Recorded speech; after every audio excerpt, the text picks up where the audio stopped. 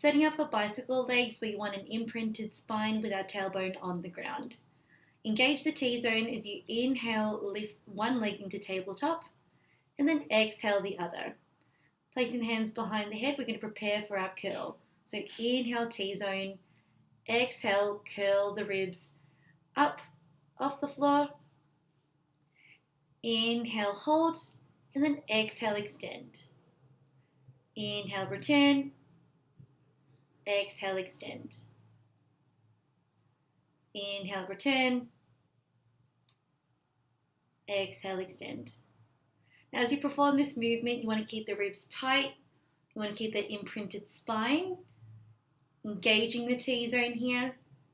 You should be able to pull that abdominal pressure in, keeping the tummy nice and flat. Now, if you're struggling with this movement, you can lower one leg down to the ground, maintaining the curl as you extend one leg and return, maintaining the same breath pattern.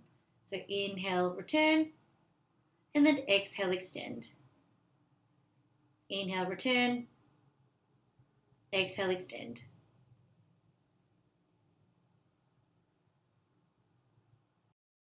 You don't want to see your tailbone off the ground. It'll actually bring the legs closer towards you, and you'll actually be pushing that abdominal pressure out rather than in. You also don't want to be pulling on your neck to try and perform the curl. You definitely don't want to do both. You'll see that it actually causes all of that abdominal pressure to push out rather than in. You want the elbows open, the ribs nice and tight, and tailbone on the floor so that you can keep that T-zone engaged while you move with the breath.